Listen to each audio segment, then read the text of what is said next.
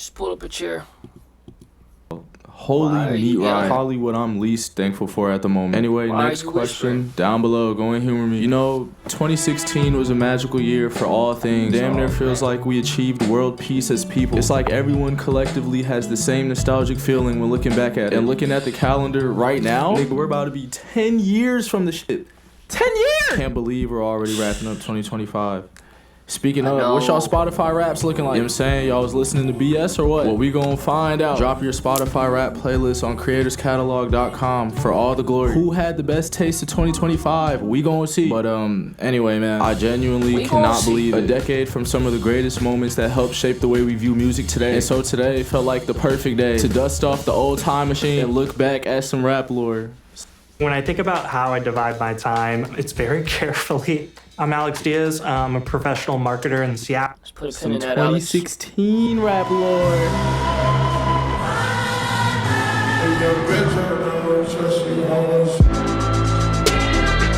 Yeah, I won't be monetizing this video. It's been 3 years since Kanye West dropped EDDY'S, and he's looking to continue his historic run. Every album he's dropped since going from producer to rapper has been a critically acclaimed banger. #1 album after #1 album, Grammy after Grammy, broken records after broken records. With this, getting to know who Kanye West is, like a broken unpredictable as hell. Over the years, we've seen all sides of Kanye. Whether it's right, wrong, you love it, you hate it, I don't think he gives a fuck. And so in 2016, with the anticipation of this new album, start getting news on it in classic Kanye fashion. Nigga starts tweeting up a book. No one knows what the album's gonna be called because the nigga changed the name about 4 times. From So Help Me God to Swish to Waves, which him and Wiz Khalifa beefed about, which led him to change the name again to The Life of Pablo, hyping it up as the... I didn't know nothing about that. He changed the name about 4 times. From So Help Me God. So Help Me God. And that was gonna be the cover, because that was his Good Sundays. Good Music Sundays cover. So Help Me God. It's a better track title, not really an album title. To Swish to Waves, which him and Wiz... Swish. Trash. Swish trash. Changed the name about 4 times. From So Help Me God to Swish. Swish. Nah. That's trash. And then Waves. Waves, which... Waves I knew about. Waves I knew about. I thought that's why he allowed Welcome Home Max B. I thought that's why he incorporated Max B, the wavy, you know, known as the wavy Don. Waves we knew about. 13th, you own Waves. I own your child. What's bro yapping about?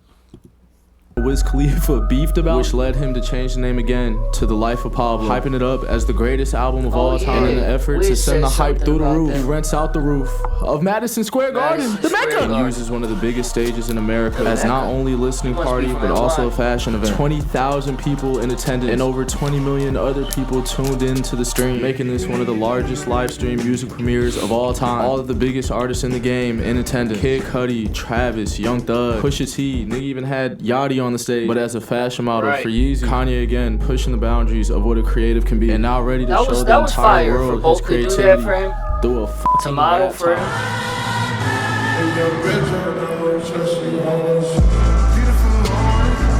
Oh yeah, we are getting demonetized with this Kanye voice. made a song about Kanye. Call him Mr. Old Kanye. Man, that be so Kanye. And yeah, bro, this shit breaks the fucking internet. Later that week, Kanye drops the album on Tidal. Yeah, now I haven't heard of the app either, but it skyrocketed to #1 when he did. 250 million streams in the first 10 days, and the project wasn't even done. We're still actively making changes. And so it wasn't until 3 months after we got the official release on all platforms, and the album is fully living up to the hype, grabbing everybody's attention with the publicity, the music, the art, the naked celebrity music video. And just when you think it can't get any crazier, the same week Kanye announces the same Pablo tour. Niggas is losing they marbles. The shows are crazy, legendary. Everybody waiting for Ye to come to their city. Looks like bro is somehow reaching another peak. He's going insane.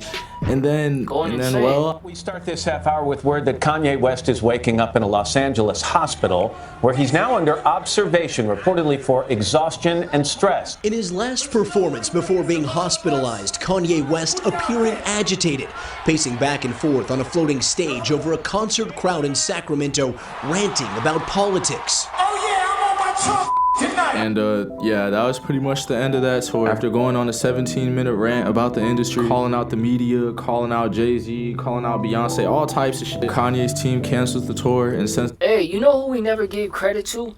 Shout out to the person that recorded that rant.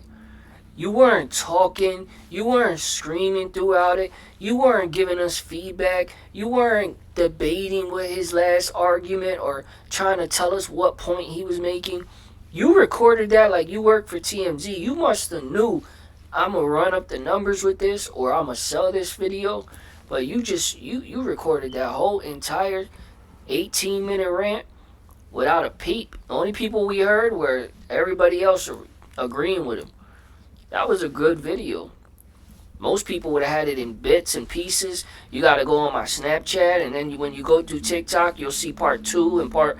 He gave us that, or she gave us that whole video. Somebody gave us, and we never gave him no credit. Hospital. You know, that's a whole fishy situation in itself. They got some weird Hollywood fucking shit going on. Putting him on meds, he comes out a little different. It's just odd. And so Kanye's behavior, of course, becomes the talk of the town, a focus of discussion, and leads to rappers coming out and talking about it. Most notably though, J. Cole with False Prophet. Life is a balance. You lose your grip, you can slip into an abyss. No doubt, you see these niggas tripping. 2 weeks after the whole Kanye shit, J. Cole drops this absolute banger on pretty much the disillusion of artists, specifically Kanye West, putting the spotlight on flaws from people we consider to be idols. Just ahead of dropping my personal favorite album of this year, For Your Eyes Only. My intuition is telling me there'll be better days. This album single-handedly changed the way I view life at 13 years old. One of the most underrated projects ever, 44 minutes of beauty, which will be the start of J. Cole's homeless nigga looking era. This being his first drop since 2014, Forest Hills Drive. You know what I'm saying? Putting on for mainstream rap, which in itself was starting to grow to levels we had never seen. For the first time, hip-hop was competing with rock and pop. We start getting bangers after bangers with the mainstream dominating the era. I get those goosebumps every time. I need the Heimlich. A consistent Travis Scott drops Birds in the Trap. It's unbelievable. Continuing to build his discography and growing as one of the top artists in the genre. Being on some of the biggest songs in the year and Pick Up the Phone and Goosebumps. Goosebumps most notably though. With Rayo's made-for-home brick oven crust pizza, Delicious is finally in the frozen pizza aisle. We start... Is it though?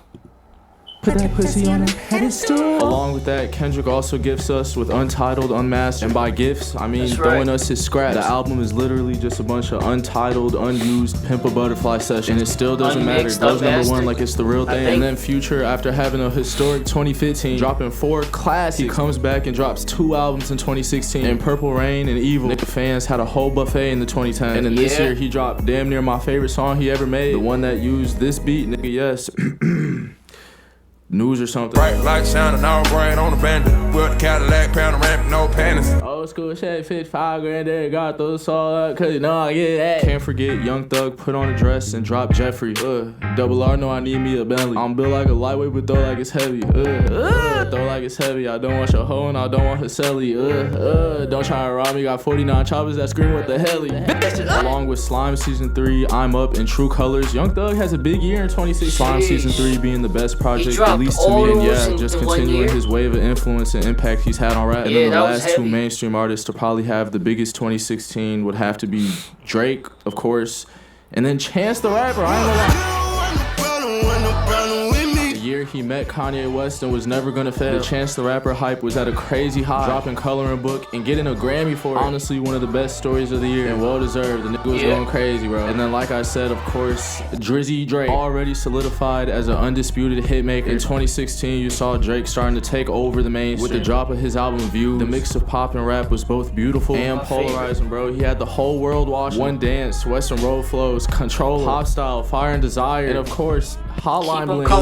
Call me on my cell phone. I don't think there was a place in the world you could go without hearing this. The album sells 1 million units in the first week. First rapper to ever do it. And it stayed at #1 for like a quarter of the year. And so the titans of the rap industry were solidified. But with the genre growing faster than it ever had, it opened up a lot of doors for who is up next. I think I remember it staying up there. So like the middle, midway of the year. By this point in time, the influence of all the artists I mentioned before and then some officially hit who is up and coming. And so we saw a brand new wave of music. The people who grew up on 808s and Heartbreak, Barter 6, Harder 3, DS2, Man on the Moon, Finally Rich, shit. They were all heading to the studio and giving birth to a brand new sound. Starting a brand new evolution of music. One that had the younger generation going cool. Cause we didn't have to pay, we didn't have to wait for shit. It was all on SoundCloud. Ah yes, the SoundCloud era. From 2016 to 2018, this was easily the best place for new music. Streams were seeing numbers we had never seen on the internet before. And I mean, there had been artists to blow up from SoundCloud, but it went from a couple to like an era of niggas. In 3 years, they went from 15 million users to 150 million users. You might be wondering, what was the appeal? Why did niggas like SoundCloud so much? Well, I got 5 words for you. We were young and dumb as shit. I feel like it was just so carefree and different. I'm saying, just like anything new, had a whole new look, whole new style. And something about the way these guys were moving and making music. Color dress and face tats everywhere. Honestly, if you had this shit, you were probably guaranteed a deal. Which labels started throwing out like frisbees once they saw the pull of these artists. And once the industry started backing them, man, the whole world was in tune. Songs became anthems. Underground artists started becoming overground artists. But what would really end up pushing this shit to the next level? XXL and their yearly freshman class selection. Every year, choosing 10 emerging rappers to represent the future of hip-hop, including interviews, freestyles, ciphers, basically letting the entire world know who the fuck is up and coming. Already giving spotlight to some of the biggest names in the game. J. Cole, Kendrick, Future, Dirk, Chance, Meek Mill. It's a ton of niggas, bro. You know what the fuck XXL. But in 2016, we saw what is now known as the most iconic freshman class of all time. When I say I keep the poker, I ain't talking about no beans. Project baby. Davies, Anderson .Paak, Lil Dicky, Designer, G Herbo, Denzel Curry, Kodak Black, 21 Savage, Lil Yachty, and Lil Uzi Vert. Genuinely could not have picked a better class for what was going on at the moment. And so in the first cypher we had Designer, Anderson .Paak, and Lil Dicky. Probably the most unrelated group you could have came up with, but at the same time made sense. I be riding around town in the coupe, got the drop top hanging like I'm Snoop. Hey, you be frontin' like you want it, you can get it. Got me young boys hanging off the roof. Like I hopped on the stage. I hopped off the stage and got right on the plane. New crib doesn't got a driveway, still pulling out when I'm fucking by the fireplace. Bitch that I'm with used to fuck around with Gosling. I don't like to think about it, shit is so exhausting. Imagine getting beat by Lil Dicky. Pun intended. And then in the second cipher we had one of my favorite ciphers ever, Davies and G Herbo. And if we're being honest, it's probably my favorite. If you a man, know that men stand up. Like my mother's mom fell, I had to pick grams up. Sports, drugs, and entertainment made me hit Cam up. I'm in Bermuda with a cougar, getting my tan up. Harvard, dropped out of school, ain't take no finals, I was smoking urban. Hopped out the van with phone and freaking, that's that nigga Herman. Catch me in homeroom, sleeping, I was off the serving. I kept a pocket full of faces, they knew I was swerving. Police in my city, racist, stopped me on the curb and questioned me, start making accusations of my character. That's why I carry so much money, nigga, this America. Diamonds, shining chains, trying to add my fucking carrots up, nigga. And then lastly, of course, the most iconic of them all, Denzel Curry, 21 Savage, Lil Yachty, Lil Uzi, and Kodak Black. Shit got over 200 million views, which is actually just insane. 200 million? That has 200 million views? I ain't mad at it. I'd be disappointed if it was trash. It ain't trash. But 200 million views is insane. For a cypher on XXL? I wasn't expecting that, excuse me. 2016 was different. Bro, I thought you muted it. Instead, you just put the volume down? Oh yeah, you trying to get me booked. You trying to make the purple app get rid of. Bro, this is so funny because like it's not the best cipher XXL has ever had, but at the same time it's the best cipher XXL ever had. And yeah, these were the representatives of what was going on in 2016. All of their music carried the culture of this era. From Uzi, we got 2 10 out of 10 drops, and Lil Uzi versus the World in the Perfect Love tape. 21 Savage drops 3 tapes, most notably Savage Mode with Metro Boomin. We get Lil Boat by Yachty, which a lot of niggas like. I Am Not a lot of niggas. And then you had a bunch of other artists in the same group dropping hits. The chokehold was strong. It was impossible not to know, and so it started spreading to wider demographic. Wider as in YIDER, but the other one too. And so with this, it didn't take a lot of time. until the old niggas started seeing it. But as I've seen with all you little young motherfuckers that think you nice, y'all get to like 27, 28, and y'all niggas get to struggling, and y'all be trying to come back. Uzi was struggling in that interview. For whack rappers. I don't know who created it, if it was Future or Migos, but all them niggas sound the same.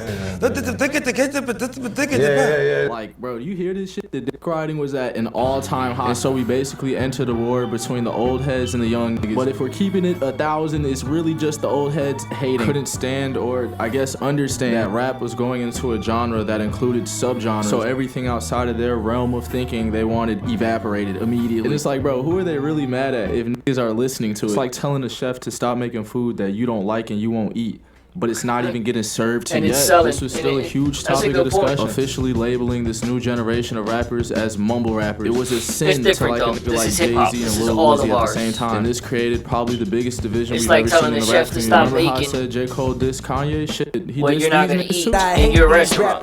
Make what I tell you. Immature 8-week rappers, or make whatever. Just another short bus rapper. Hey, but the shit fire though, you know what I'm saying? But I mean, regardless, everybody listening didn't really care. Like, nigga, you gotta think 13, 14, 15, 16 years old, boom bap, this, that is just not getting played over money longer on a bus ride to school. And so this new generation, new era completely took over. It wasn't long until you started seeing collabs between the mainstream and these so-called SoundCloud rappers. The internet was completely changing the way we view music forever. And because of this newness, everything just felt so cultivated. Like, you know how many niggas completely blew up off of one song in this era? That's really all it took, bro. You just needed one, and if that bitch went viral, that bitch went viral, which brought a lot of one-hit wonders, but a lot of starts to some careers too. And I mean, regardless, it was chill. We all fuck with it. Saying that's what made this era. It was just a really big sense of freedom to me, and became the starting blocks for what we got going on today. Inspiration comes in all shapes, forms, sizes. As long as you don't let no regular ass human tell you what you're capable of, decide your worth, you'll become an inspiration to everyone else who deep down feels the same way. So go do what the fuck you want to do. Go take chances. Fun did not only exist in 2016, believe it or not. You just gotta be willing to find your version of it. We're all creators. So head to creatorscatalog.com and show the world your work. Everybody sharing their art, music, starting community chats. Like, y'all actually don't know how much this warms my heart, bro. Like, come on. I don't even know what this is, but it looks cool. So if you're a creative of any type, creatorscatalog.com. Share your work, bro. We wanna see. Shout out Quan for the beat. Keep dropping heat. I can see the whole world with a draw. Consistency, I cannot stop. It's a long road to the top. Never lonely, just me and my guap. Never lonely, just me and my motherfucking thought. Got niggas, but not a whole lot. I know it's a balance between money and God. Been working so hard trying to find it. I don't got no wops, I don't got no problems with nobody. Life not exciting. Life boring, just praying and writing. Big Glock got me packing and piping. Big man got him puffing and pouting. I picture my perfect, gotta live how I'm vibing. I'm rolling off weed opposite of what's silent. I popping no purple, you trifling. Okay. You sound young. Shout out to you. Solid video, solid content, solid memory lane. I like where you took us. Ain't nothing wrong with 2016. You ever want to talk about 2016? I'll be here to click. One of the greatest years we had so far. For me, my latter will be better than my former. You know, I was broke, and I'm talking about for music. My best years are yet to come. I know there's a balance between money and God. That's what you said. Been working so hard trying to find it. Know there's a money between. Know there's a balance. Know there's a balance for money and God, but working so hard trying to find it. That was clean, bro. Shout out to you, Trey. Trey with 3 Y's. I ain't gonna lie, chat. 200 million, rightfully deserved. That double XL freestyle. It was catchy, it was hard, we enjoyed it. Chat, talk about nostalgic, right?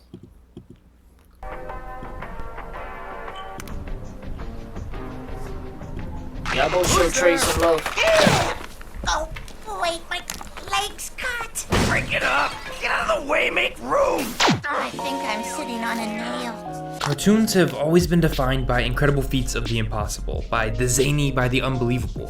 Throughout the 2000s, so much of animation was dominated by talking sponges, violent and absurdist kids, boy geniuses, but in the midst of that sea of digital animation was an ounce of hand-drawn relatability.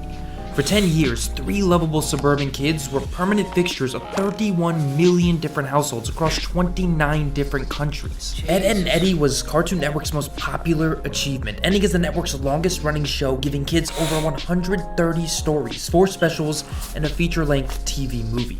Ed, Edd n Eddy stood out amongst the deluge of animation during that 10-year run by creating 3 lovably average and unremarkable characters and letting them live lives that were in so many ways just like ours. Before Cartoon Network, series creator Danny Antonucci would spend decades climbing his way through the ranks of the animation industry. An animator who was obsessed with the style of early animation and adult humor, Antonucci would make a name for himself throughout the industry with the 1987 3-minute short Lupo the Butcher, in which a foul-mouthed Italian butcher violently tears apart meat and eventually his own body. It's grotesque, its humor is coming in profanity-laced tirades, it is a relic of the edgy animation trend of the late 80s and early 90s, that was eventually popularized by things like Ren and Stimpy. But on a dare, Antonucci began the task of developing a children's show to do the one thing with animation he had never done by himself: make something for everybody. So taking his experience working with Hanna-Barbera early in his career, he took 3 characters he had drawn up for a shoe commercial and got to work. Ed, Edd n Eddy would be shopped to Nickelodeon and Cartoon Network before finally premiering on the latter channel on January 4th, 1999, quickly getting a slot in their Cartoon Fridays lineup. It was a show that almost immediately came to dominate the network's ratings. I recently went back and rewatched the series as an adult, and I quickly realized what made the series so special, what made it so easy to fall in love with Ed, Edd n Eddy, was just how average the everyday lives the show gave us were underneath the slapstick. The Eds were very normal kids, all created to be one part of creator Antonucci's. Chat, any of y'all do that? And if you do, in the comment section, I'm leaving it open. What's a show that you don't mind going back? Even if you don't go out your way, even if you're just up at 3 in the morning and maybe you done blew it down or you done drank a little bit and you're just hanging out, what's a show you still go back to every once in a while? You might throw it on and watch an episode or 2. Cartoon I'm talking about. Or not, any show. But from your childhood. Eddie is an eccentric, swindling scammer. Double D is an outsider, a kid too smart for his own good that suffers from severe OCD, and Ed, a slow kid with a very active imagination. Normal kids, normal problems, normal reality. So many pieces of entertainment attempt to connect with the audience by showing them a piece of themselves. Ed, Edd n Eddy succeeded wildly in this one way. So much of the humor, the slapstick was grounded in character, and because you, the kid watching it, were almost certainly someone in the small suburb of Peach Creek where the show took place, that humor landed. You weren't just laughing at yourself, you were laughing at your friend who's just like Kevin, or the girl you like, or a toy you loved, and what happened to them were just exaggerated examples of things you saw every day. Whether it was the Eds trying to sell lemonade, put on a circus show for cash, or hunt for quarters to get themselves a few jawbreakers. They weren't flying to the moon or fighting supervillains, they were playing in a cul-de-sac. A cul-de-sac they never leave, a place you as the viewer get to know just as well as they do, a place just like a neighborhood you may have lived in. And their problems were your problems, and they didn't shy away from the realer ones. Eddie trying to get rid of his first zit, having to hide Eddie's dirty magazines, pretending it's still summer because the first day of school is upon you, attempting to impress your crush, avoiding a bully. Under the craziness, the kids' problems are grounded, and no matter how far Eddie takes things, no matter the damage they cause, they never become unlikable characters for this very reason. They aren't bothered by adults, they didn't have to worry about getting grounded. It was escapism that allowed you to hop into their neighborhood and avoid the problems of growing up while relating to theirs. That alone is an accomplishment, and the relatability of the show extends beyond simply storytelling and into the actual animation. Antonucci despised the growing trend of digital animation. He believed so heavily in the energy that the hand-drawn cell process splashed across screens that he went against that digital trend and made Ed, Edd n Eddy the literal last major animated series to be developed using traditional cell animation. And he combined that with using boiling lines, which are the moving outlines you see around each character, and with those two things, the team created a look and feel that was uniquely theirs. That hand-drawn style gives the series a childlike energy. It makes the series look like something a kid might draw on their notebook. Its constant movement does nothing but add to the feeling that you're watching something you could be a part of, that matches your childhood energy. Antonucci likes this style because he believes it's exploiting human errors, something every kid can understand. A neighborhood brought to life with those mistakes and errors. From the plain colored houses designed to look uninteresting, to be seen by the kids of that neighborhood the way real kids see houses, to the wildly different colored tongues of the characters, colored to look look the way that kids do after eating candies. Every detail of Ed, Edd n Eddy and its animation is there to make you feel as though you could be an Ed. This stood in juxtaposition to something like Rugrats, in which you're following the adventures of infants or the Powerpuff Girls' quest to foil the plans of an evil monkey. Ed, Edd n Eddy gave you friends that were just like you, that looked kinda like you. This ability to reach an audience carried until the very end, and unlike other animated series of that era, the show had a definitive ending that wrapped those stories up in a way that gave these friends an arc. The show's true finale, the 90-minute film Big Picture Show, would encapsulate the relatability that made the show so successful. A movie that shows Eddie finally coming to terms with the fact that his older brother is a terrible human being. A movie that ends with Eddie finally apologizing for the damage he's caused, and a movie that ends with the neighborhood embracing the outcasted Eds for the first and last time. It not only redeems the characters, but it gives into the fantasy of every preteen, the desire to be embraced, which is the real motive behind Eddie's actions, the desire to fit in, to have friends. These aren't new or novel motifs, but in this one made-for-TV film, Ed, Edd n Eddy proves its worth as more than just a slapstick homage to old cartoons. It proves that it recognizes and understands its audience in a way that does more than just make you laugh. The averageness of their desires are not coded in a paint meant to disguise. They're worn on the sleeve of the characters, unlike so many of the shows from that era that hide these themes behind magic wands and diapers. Nearly a decade has passed since that finale. Ed, Edd n Eddy may not have changed the animation industry. It may not have become an inarguable classic in the same way as something like Pinky and the Brain, but I think that the Eds gave the kids of that era some of the greatest adventures of their childhood. I think unknowingly so many of us became a part of that cul-de-sac. So many of us made Peach Creek our reality because it was just a more enticing version of what was right outside our own doors. Ed, Edd n Eddy didn't need a gimmick, it didn't need a hook. It lived and died by its characters and their stories. Not in the 12-season epic world-trotting tale way of something like an Avatar, in a self-contained, I'm just like you kind of way instead. Ed, Edd n Eddy is average, not in its consistently great quality, but in its stories. It's intentionally so, because the show knows something that we too often forget. That maybe sometimes being unremarkable isn't such a bad thing after all. Jaylin, solid video. Definitely be checking out some more of your content. What was that last thing you said? Sometimes being, because the show knows something that we too often forget. Yeah. That maybe sometimes being unremarkable isn't such a bad thing after all. Being remarkable isn't a bad thing after all. Interesting. Shout out to you, Jaylin. Shout out to you for not letting society unalive your inner child. Keep watching your childhood shows, and anytime you talk about it, we'll be here. Who's the GOAT rapper? This is gonna be controversial. Oh. Is it? Hi, it's MARIAH the Scientist, and I am here with... I'm UCHIS, and this is GOAT Talk with Complex. Okay. What is your greatest of all time superstition? For me, like in my culture, in Colombia, there's a lot of superstitions. We're very superstitious people. I have heard that. You might grow up hearing stories like, oh, if you're hot and then you open the fridge, your eyeballs are gonna pop out. Or if you read in the dark, this is gonna happen. So, I don't know. I just believe in power of the tongue. It's like, for me, it just seems like obvious, but that's because I also believe in manifestation. And right. I feel like when someone says something that I don't agree with or that I find to be a little blasphemous, I immediately have to say, God forbid. Even if it's like under my breath, like if I feel like they're really into that, I just have to turn away and like whisper, God forbid. I like that. Because I disagree. Yeah, I know exactly careful what you're saying. Careful what you say, 100%. Careful what you think. Okay, my turn. 100%. Oh! Go ahead, girls. Come on, oopsies. You saw me throw that straight. Look, they're trying to like... The wind. It was the wind. That was messed up. What is your GOAT dating advice? Loaded question. Talk to us. Sometimes you just have to laugh. You know? I don't want to say that as my stone cold message to the world, but I don't know. You know what? I have this advice for the world. Yeah. This is something I've thought about recently. If I had a child, I would tell my children, maybe don't say I'm in a relationship or this is my girlfriend or my boyfriend. I would say just date until someone asks you to marry them. That's good advice. That's what I was saying. Probably just remember that we're all gonna die. No, sometimes you have to revert back to that ultimate definitive. You know, at the end of the day, we all go.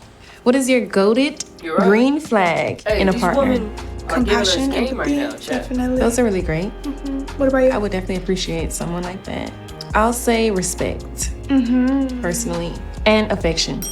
Yeah, that's what affection can kind I'm of thinking lead to like when I think of empathy and compassion, I think of respect and affection too. You know, like an empathetic, compassionate man is naturally gonna be respectful. Right. I feel like affection can come with some love bombing though. I'll scratch affection for now. From the jump. You need that. You need somebody to, baby, are you okay? Right. You need that. I like that. Okay, what's the GOAT album to cry to? Emancipation of Mimi is a good one, I think. Do you use music to cry? I have before. I use music to cry. Seems a little psychotic. No, I definitely do it. I thought everybody does it. I definitely have done that. That's so hard because there's so much good music to cry to, but I feel like Cocteau Twins, they have an album called For a Calendar Cafe that for me is like, it will have you in your emotions because it's not really so much about the lyrics. Most of the time you can't understand what she's sounds. saying. Yeah. I've experienced that a few times as well. GOAT movie quote. Have you seen the movie Gia? With Angelina Jolie? Yeah. I've seen that one. She's all upset because she's made so many mistakes, and it's like after the climax of the movie, her life is kind of going downhill. And this photographer guy who's always taking a chance on her, he tells her, this is life, not heaven. You don't have to be perfect here. And it always... American Gangster. Oh man, I can give you two. I can give you two that I on a daily I think about. I'll give you one. The other one's for me. GOAT quote, American Gangster. The movie. More important than any one man's life is order. If it's important, more important.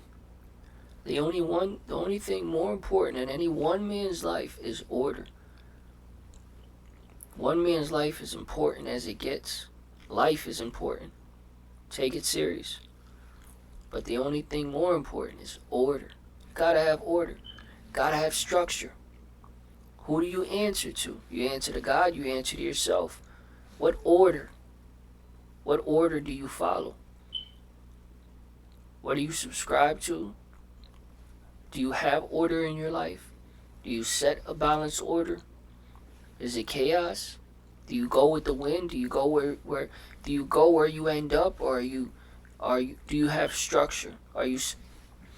Come on, there's so many ways we can go with this. And I'm not trying to sound deep, Chad. I'm not. I'm telling you, that quote near and dear for me.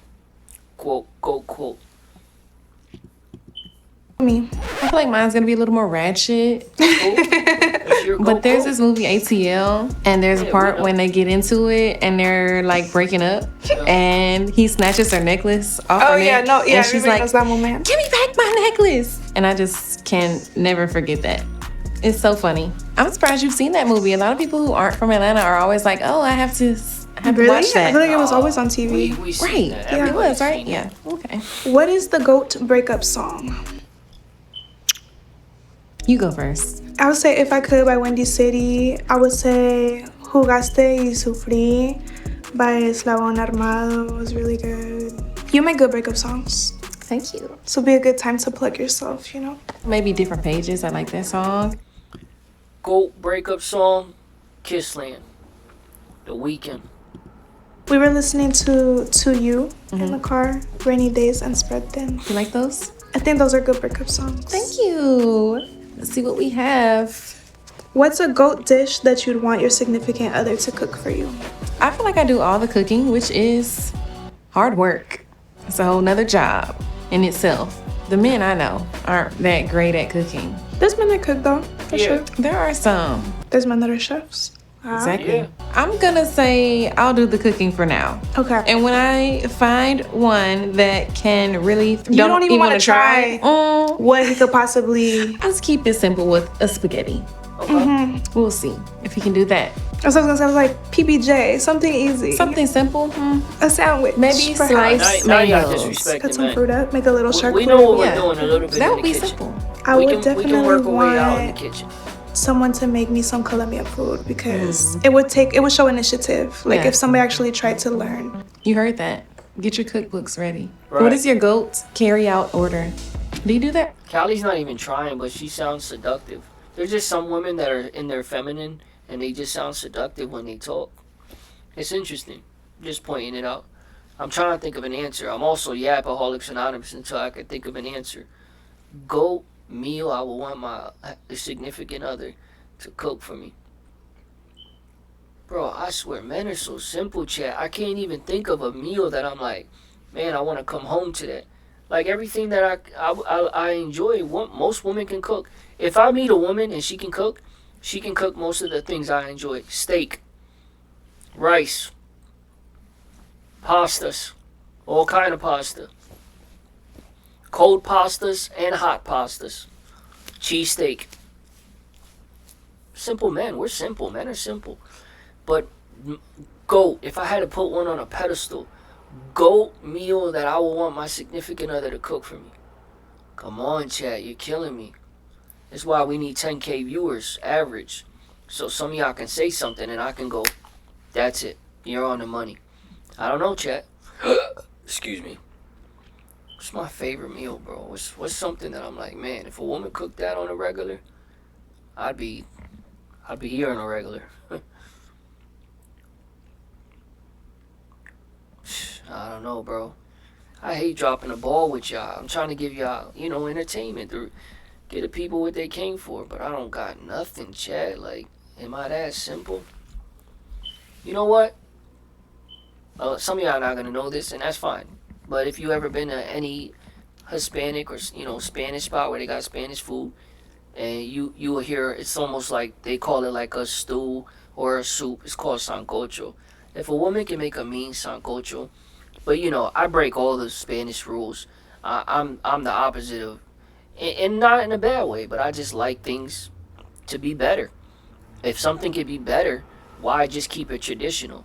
So if you were in Puerto Rico or if you got a traditional Hispanic woman, she's not gonna cook it the way I'm about to say. But yeah, me, when I like it cooked, throw some chicken in there. Love chicken. Who don't love chicken? Throw some oxtails in there. Throw some, and oxtails is delicious in sancocho. Throw some, or not. It's like a meat like that, almost like an oxtail. Throw some beef in there, all kinds of protein in a soup. It's delicious. If a woman can come around me and knows how to throw a mean sancocho together with some white rice, what can I do for you? You know what I mean? That's a goal. No, I don't. Not really. You like to eat in. And by the way, chat, it's not easy to make. It's almost like telling your old lady, can we do soul food today? That's not easy. That's not easy, chat. Unless you cook, please don't tell me that's easy. Unless you're the one cooking. It's not easy to fry some chicken the right way. Like real soul food fried chicken. It's not easy to get them collard greens done right and not make them too salty. And go get that turkey leg and get the right one. It's not easy to get that cornbread made. All that is a process. It's not easy.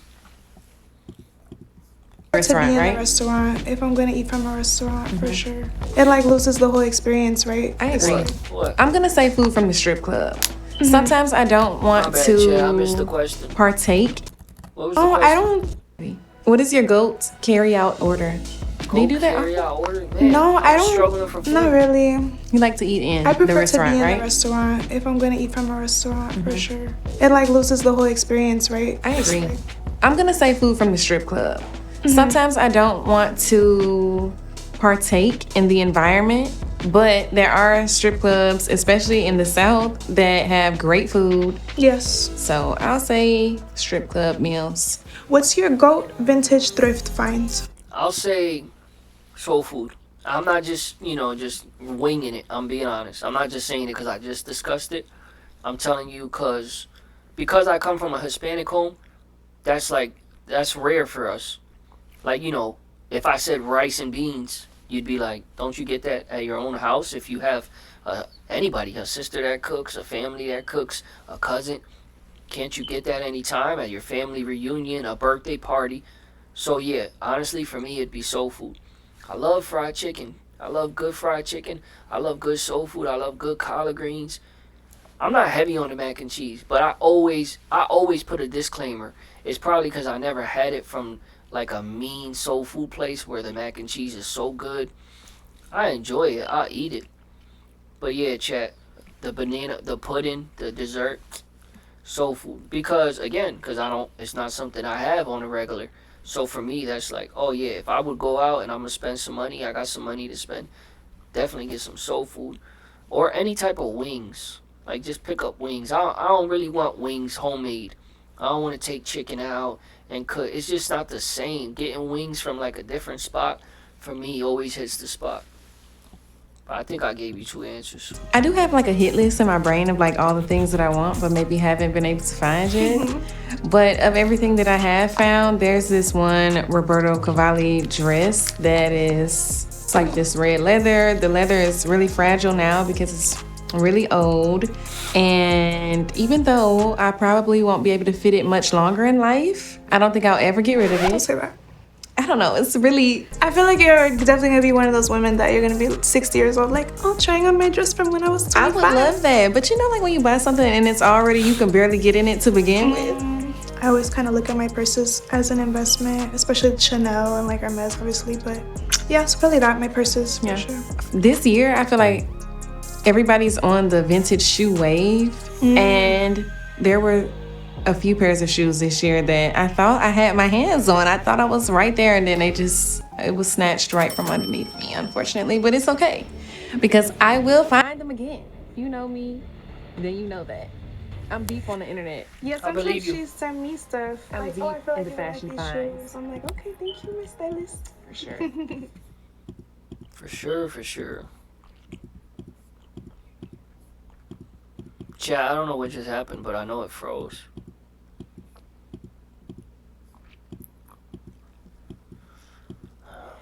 You hear that, fellas? If you got some rare shoes, DM Mariah. She'll pick them up. She'll cop them. Goat's gift you've received. The gift of life. Thank you, girl, for bringing me here. Amen. Amen. How, my mom. I agree. Which is why I'm having baby fever, you know, like I want to do it. Anyways, that's another combo. The gift of life, it is the greatest gift. It is. Maybe also the gift of being able to provide for yourself. Goat gift, introducing me to God. Showing me, hey, listen, there's a God. He's watching over you. You could pray to him. You could talk to him. He gave us rules. This is a Bible. Best gift I ever got. Hands down. But they're giving some deep answers too. Hey, listen, this ain't your regular goat talk. I mean, these are some in-depth women. The gift of life. Now we're talking about babies. I ain't mad at it. I love my one. Can't argue with that. Go Atlanta anthem. The current Atlanta anthem. Oh, that's good. For y'all too, that's good. Take me through that. That's going okay. up. Is that from Atlanta? But me, if I had to pick like my ultimate... Wait, ain't you from Cali? Greatest of all time. Right. That feels very current. I'm trying to give the people something to work with. I want fair. them to know that my ear is still to the street. Right.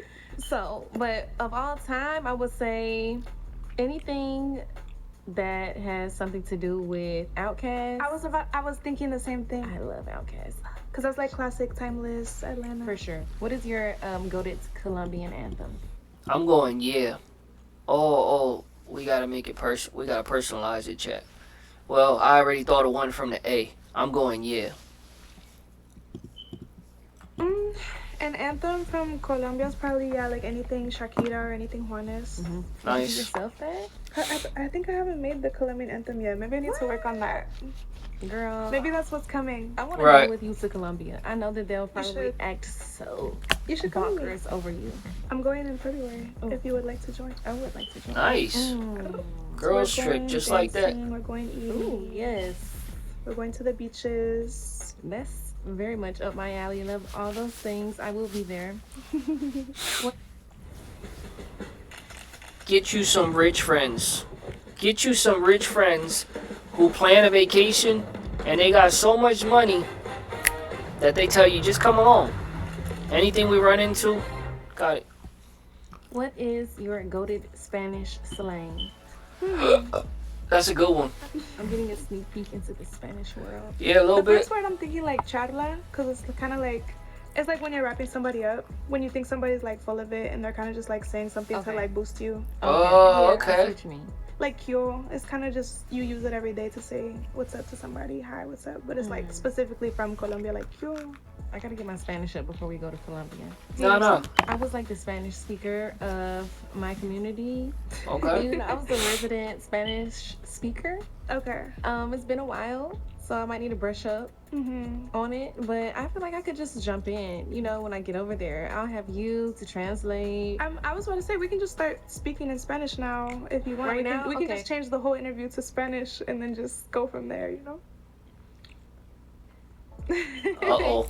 I'm no, ready. just kidding, but like on a Adios regular mío. basis when we talk, we can practice I more, mean? and then I'm literally about to start speaking Spanish in this interview, but okay. I'm ready. I think. Who is the GOAT R&B artist? You're not gonna say yourself. She's always like, She's "Say being yourself, humble. say She's your- being say humble. yourself." I will take that as an accolade gifted to me by my friend Carly. If I had to offer one up, Monica or Faith Evans. Those are my two R&B Wow. ladies.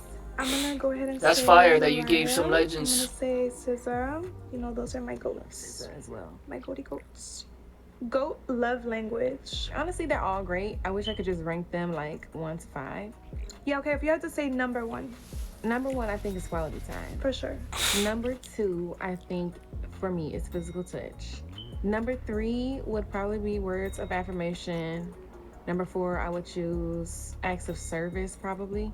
And number 5, I would choose as receiving gifts. I feel the same way. No, I definitely feel like quality time and physical touch would be at the top for me too. Yeah. I think they should introduce a new love language. That ain't bad. Which That ain't a bad idea. I feel like will be rooted in some sort of mental. Oh, that's what that was stimulation based earlier. on communication. I went too You know, far. Somebody who wants to understand you is top tier. For sure. I need that intellectual stimulation. Absolutely. What is your GOAT Christmas song? Probably Last Christmas by George Michael's. Sometimes I hear the Christmas music and I run in the other direction. For me, that's why that's a go-to Christmas song, because it's a song you could listen to anytime and it doesn't sound like Christmas music. You know, maybe we should do a Spanish one. Oh. I would love that. When we do our collab Latin/Atlanta fused Christmas song. Podemos. You know, can we? I saw it. I'm ready for my Spanish. It's coming out. Oh, this one is kind of scary. GOAT method of revenge. Would you say you're a vengeful person? I like to leave that to God. Right. But that doesn't mean I haven't thought about it.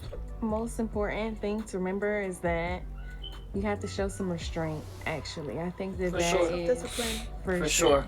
Love it. Just continuing to live your life and prosper and become more beautiful, more successful, There you more go. accomplished, and more happy. Right. Can't beat that. Not What's at your all. GOAT conspiracy theory? The whole base of our human existence is a conspiracy theory. That's the greatest of all. Take me through there. I don't know what you're talking about. It really is, isn't it? You know why? Because none of us were here to tell the other person what happened. We aren't like character witnesses. Do you believe that we exist in other dimensions? I do feel like there are other things happening. In the sense that I can't attest to what is happening, but I feel like there is something. she said things are occurring. I just don't know what. occurred? Can't say. Right. At least I do know that the earth is called La Tierra. La Tierra. I got that one. Okay. Yes. Okay. Who is your GOAT Latin artist? GOAT Latin artist, obviously it's gonna be me. Thank you. There is no Okay. one else like me. That's also my answer, and I'm not saying that as your friend. If I were your enemy, I would still be honest, and I would say Scally UCHIS. Nothing to debate. Even the haters, they just have to. They just have to, you know? This is gonna be so obvious. Who's the GOAT rapper? I guess I'll say Young Thug. I mean, he is great. I love him. I would put him as number 1. If I could pick like a 2 and 3 or something, this is gonna be controversial. Oh. I think so. She's gonna add more to the list. I will. Yeah, I love she's some gonna of add it. Just music. Add-ons. I love Outkast. Y'all put my girl Lotto. Okay. I really don't listen to rap music. I really mostly listen to women singers. Would you ever make a rap song? No. Never ever. I guess Really? if we're gonna call like speaking rap, maybe like a spoken word. You know, there's ladies. Okay, so no. Oh, I've called you a few times. I've been out at the club party. oh, she did know one time you did FaceTime me. Times they have played it. And I was like, what is going on? It was so loud I couldn't hear anything. And you were just... They love you. Yeah. They What love song you. were they playing? They played a few. Okay. You know, and sometimes I'm in my zone. You know, I couldn't even tell you what's going on. I just know I hear that angelic voice coming over the sound system, and I just get to move in my body. You know. Looks like we need to go out and dance. Music makes you what's lose the control. worst of all time gift that you've received? A long time ago, I had a birthday. Worst gift of all time. And this person, oh gosh, this might hurt their feelings. Someone got me. We're halfway there. Come on. A cookie cake, and Okay. I don't eat chocolate. And I What? was thinking to myself, why would they get me Your a first cookie red cake? flag. Like, damn, you really don't know me.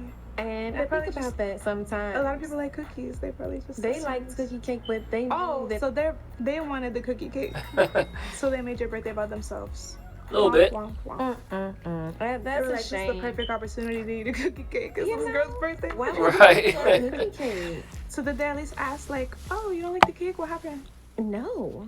They just ate They it. eating the cake. They were just eating the They cake ate up, it. and they were like, Ew. this cake is good.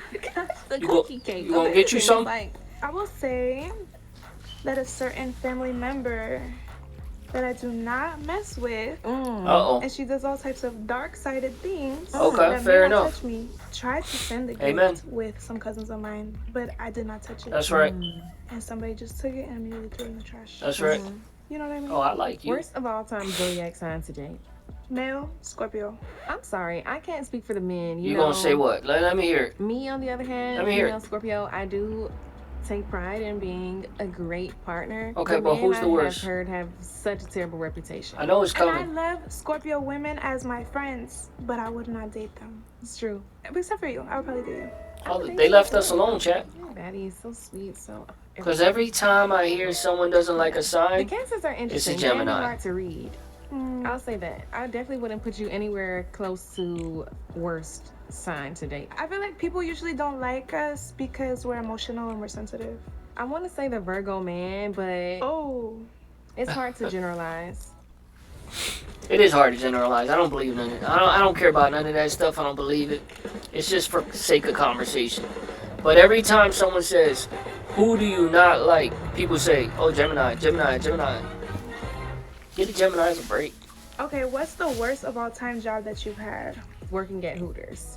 Oh, You I worked didn't know at you went to Hooters, I Mariah? worked at Hooters for like 3 months in New York when I was in college. I feel like I made a killing. Why? Shout out to you ladies who are in that predicament. She's like, 'cause I was broke. understand those circumstances. What do you think? What was your worst? Probably being a hostess. Where? Probably my longest job I ever had was 7 months. That was my longest job I ever pretty had long. at the grocery store. I also worked in a grocery store. Whole Foods. Oh, yeah? Whole Foods, that's where I worked. Oh, really? Oh, yeah. I think GT worked there too. Whole Foods. Not all of us would have worked at the same Whole Foods. It was Y'all a whole good place to work sisters. That would have been a fun shift. at. Worst of all Get it? time outfit you've worn. My first time. These that I are went two to Rock lovely Nation ladies, brunch, I chat. didn't It's a know joke. what that Rock Nation brunch was, and I thought I was literally going to brunch with people, and I just like threw some clothes on, and just like put my little. I'm CVS sure you eyelashes look on and amazing. just there. No, it was really bad. I don't know my worst of all time outfit. I feel like you don't have a bad fit. Oh, honey. I've had a few. As of late. I got you one, know, chat. there I was ain't a gonna give time it to when y'all. was running I could late. show y'all, but I ain't gonna give it to you right If I now. was gonna make this Another show, time. I could only go with no makeup on and whatever I was wearing in the airport. That's the only way I'm gonna make it. Oh, And you were I- on stage.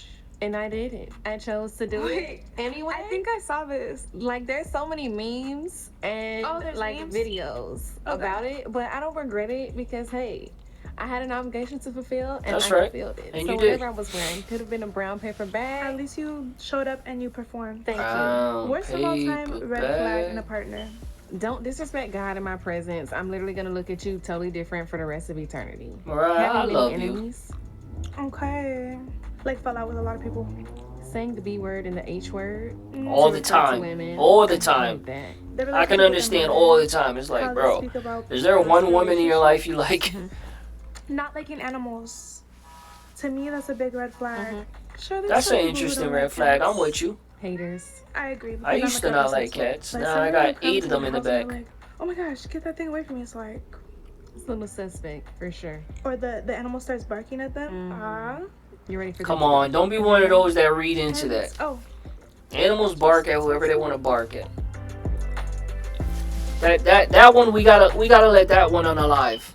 A couple things we need to let unalive, especially these women are women of intellect, beautiful, sexy women, elegant, classy. So we're having a grown folk conversation. This is grown folk business. Let the little high schoolers run with that one. But we gotta unalive a few things. We gotta unalive the theory of if a dog barks at you, you know, that means, you know, I get it. It's true. Most of the time, it's a reason why it's a cliche or it's like a conspiracy, because it usually had happened. There's many times where I was walking my dogs and they barked at someone that just something seemed off about him. His energy, his vibe, the way he was looking at me, something seemed off. I'm with you. I get that. But we got to let that one go. That can be something we just keep to ourselves. Like pay attention to that. Keep a note. You know what I mean? A mental note. You notice your dog or something, your animal's acting weird with someone, you put a mental note. But we gotta stop telling people that. We gotta stop saying if an animal acts weird with you, oh that means you're sus. No, it doesn't. Dogs are gonna bark. They're gonna bark at strangers. They're gonna bark at you sometimes. Your dog barks at you sometimes. My dog barks at me. I've been feeding my dog and loving my dog for years. He barks at me. Sometimes I think he thinks it's a game, but other times I think he's dead serious. But yeah, we gotta let that one go, and we gotta let, what was the other one? We gotta let that go. That not liking animals, I'm with you. That's gotta be like a baby red flag. Now Mariah's red flag, I'm dead serious about that. I'm with her. Gotta love her. But that baby red flag, I get it. I get it. Someone says I don't like animals. That's weird, bro. What do you mean you don't like animals? You don't have no, are you a psycho? You don't have no bone in you that has love or compassion for an animal, a little furry friend? But the cat thing, we need to unalive that one. Ain't nothing wrong with someone saying they don't like cats. Most people don't like cats. Maybe I'll give you if someone says they don't like dogs at all. Like they don't want to be around them, they don't like them, they don't pet one. If one comes near them, if one chooses them, a little puppy comes to them, and they don't even want to pet it, I can understand you saying, like, looking at that sideways, like, what's up with you? But yeah, not liking cats, we got to dead that. We got to unalive that. It's not that deep. And not just because I did it for years. For years, I didn't like cats. Now I got to go feed kittens in an hour from now when we shut down. I got to go feed 4 kittens. One of them found a home. We just gave it away. And then I gotta feed the mom and the other kid and the other son. And it's a whole family. They're lovely kittens, lovely cats. But I still can understand why people can say, I don't really like cats. They're so in their own world. You know, like you come home and your dog is waiting for you. He's expecting you. Or she's expecting you. Your dog wants to see how you are. I've seen dogs lick the tears off of people crying, off their owners crying. I've seen dogs try to, you know, help a person in the middle of a seizure or you know, attend to a human, a owner, like they love that person.